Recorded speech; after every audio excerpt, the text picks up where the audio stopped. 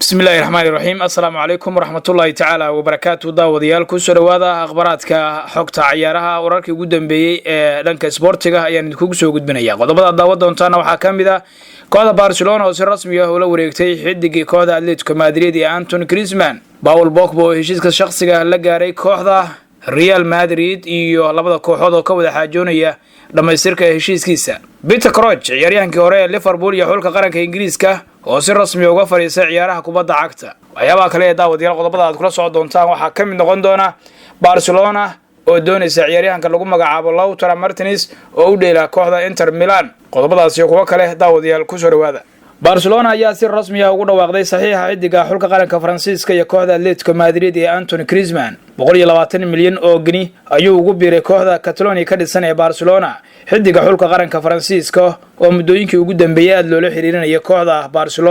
Barcelona ayaa shubtaba leeyahay 120 milyan oo Atletico Madrid ay dul dhigtay xidigani Antoine Griezmann kadibna si rasmi ah ayay kooxda Barca ugu dhawaaqday inay la wareegtay xidigaasi Barcelona ayaa bogeeda rasmiga ee Twitterka ku xaqiijisay inay la wareegtay xidigii xulka qaranka Faransiiska iyo kooxda Atletico Madrid ee Antoine Griezmann kaasoo muddooyinkii ugu dambeeyay lala xiriirinayay inay qaado doonto 5 sano oo heshiis ah ayay ka saxiixatay xidigaasi Barcelona ayaana si rasmi ah ugu soo bandhigi doonto taageerayaasheeda ciyaaryahankan xulka qaranka Faransiiska maalmaha soo aadan haatanse waa ciyaaryahan Atletico Madrid ka tagay oo ku biiray Barcelona si rasmi ah ayuuna uga mid noqon doona kooxda Catalonia ka dhisan oo maalmaha soo socda tababarka buuxa la qaadan doono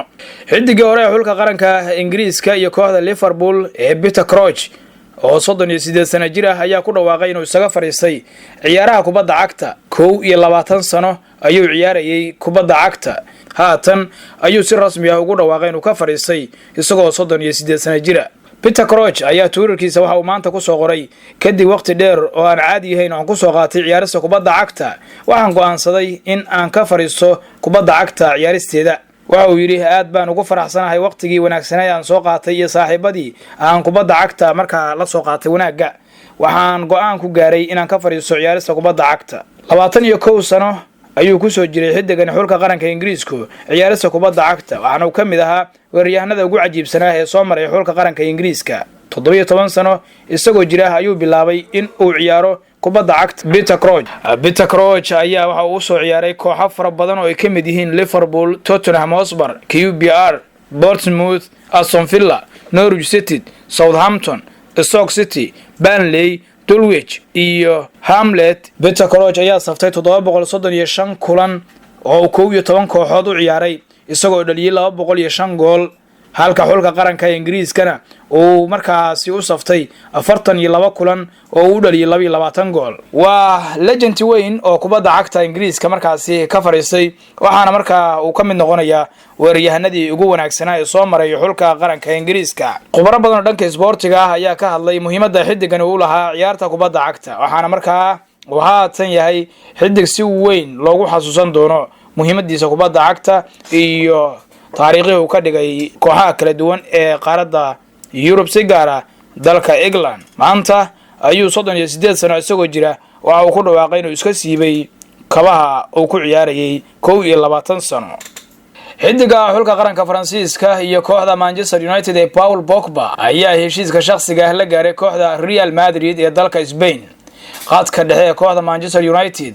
ayuusan mustaqbalkiisu dhow ahayn mid markaa la hubo oo markaa Manchester United sii joogaya waxaana uu haatan u muuqdaa xiddi ku sii dhawaanaya koobirisiisa kooxda Real Madrid kooxda Juventus ayaa ku dhawaaqday inay isaga hartay doonisteeda xiddigan xulka qaranka Faransiiska ee Paul Pogba waxaana haatan ku kale ah baa leeyahay Real Madrid Pogba ayaa dhawaan sheegay rabitaankiisa inuu isaga tagayo Man United waxaana uu kooxdiisa xigta ay noqon kartaa kooxda cadcadka ee Real Madrid ee uu hogaamiyo macallin sanadii Zidane Real Madrid ayaa dhowr dalab waxa ka soo gudbisay Paul Pogba muddooyinkii ugu dambeeyay kuwaasoo isugu jiray ciyaartooy lagu daray lacago balse Red Devils ayaan aqbalin dalabyadaasi wargeyska Spain ka soo baxa ee Diario Gol ayaa Khamiista shalay ahayd ku dhawaaqay in kooxda Real Madrid iyo Paul Pogba ay si rasmi ah heshiiska shakhsiga u wada gaareen laakiin la sugayo labada kooxood inay ka wada xaajoodaan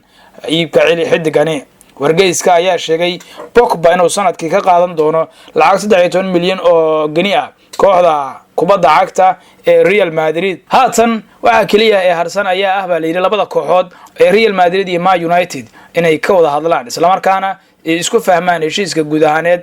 diyaariyo gool ayaana dhinaca kale sheegaysa in Manchester United ay doonayso lacag cash oo 180 milyan ah inay ku hesho xidigaasi. la arki doone Paul Pogba oo haatan ku dhawaaqay isagu inuu ka tagayo kooxda Manchester United.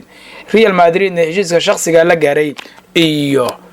labada kooxood si isugu afgartaan. kulli waxa la leeyahay aad buu ugu sii dhawaanayaa inuu garoonka Santiago Bernabeu kula biiro ciyaartoy dhowr ah oo ay Eden Hazard iyo kuwa kale ugu dambeeyeen oo halka la filayo inay wacdaro ka dhigi doonaan. hubka macallin Zinedine Zidane oo markaa la soo shirtagi doono xil ciyaareedka soo socda ayuu qayb ka noqon doonaa Paul Pogba sida ay majaladu qorayso. wakiilka xidiga xulka qaranka Argentina ee Lautaro Martinez ayaa si rasmi ah u shaaciyay in uu jiro dalab ay kooxda Barcelona ka soo gudbisay xidiga xulka qaranka Argentina iyo kooxda Inter Milan ee Lautaro Martinez. ninka lagu magacaabo Alberto Higuain oo wakiilka xidigani ayaa yiri wararka xanta ah ee ku saabsan xiisaha Barcelona waa kuwa xaqiiqo ah oo xan ma ahan. waa dhab in Barcelona ay isaga jeceshahay oo ay doonayso. waanu ognahay inay jirto indhayn wanaagsan oo isaga lagu sameeyay. Barcelona raga suuqa waa u qaabilsan ayaana wax iga weydiiyay arrinka ayuu yiri. Lautaro Martinez ayaa kubadda cagta Yurub kaliya ka soo ciyaaray xil ciyaareedkii hore markaas oo u dheelay kooxda Inter Milan oo 25 milyan kula soo biiray. kooxda tababar Antonio Conte ayaa la filayay markaa inay marnaba si sahlan u fasaxdo Lautaro Martinez oo weeraryahanka dooqa koowaad ka soo ahaa kooxdeeda kadib markii Mauro Icardi ay kooxdu isku dhaceen dhawaan. Neymarna waxa uu goor ka soo muuqan doonaa TV fadhigiisu yahay dalka Brazil ee dalkiisa hooyo halkaasi oo uu markaa kaga jawaabi doono su'aalo dhowr ah oo laga weydiin doono mustaqbalkiisa iyo kiiska fadeexadii gabadhii ku eedeysay inuu kufsaday iyo arrimo kale oo ku saabsan xulka qaranka Brazil oo ku guuleyso Copa America oo isagu markaa ka maqnaa xaaladda dhaawacyadiisa ayuu sidoo kale ka hadli doonaa. waxyaabaha ka soo baxa Neymar Jr iyo warka la sugayo wararka iyaga dambe aad kula socon doontaan daawadayaal.